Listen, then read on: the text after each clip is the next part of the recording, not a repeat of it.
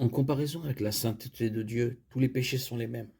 Chaque péché de la colère au meurtre, du mensonge blanc à l'adultère, mènera à la condamnation éternelle.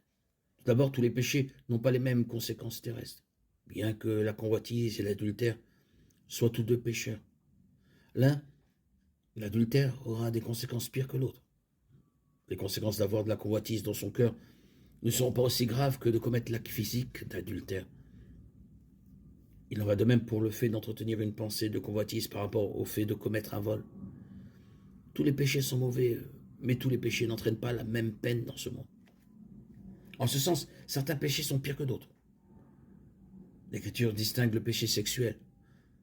Nous devons nous garder de trois idées fausses sur le pire péché. Premièrement, s'il existe un pire péché, cela ne signifie pas que d'autres péchés moindres sont excusables. Le péché est un péché, et il est tout à fait injuste. Jacques 4, 17. Romains 6, 23. Tout péché, aussi petit soit-il, va à l'encontre de la nature et de la volonté d'un Dieu infini et éternel, et mérite donc une punition infinie et éternelle. Ésaïe 13, 11. En ce sens, il n'y a pas de pire péché. Il n'y a donc pas de pire péché dans la mesure où tous les péchés sont par nature pécheurs. Tous les pécheurs sont privés de la gloire de Dieu. Romains 3, 23.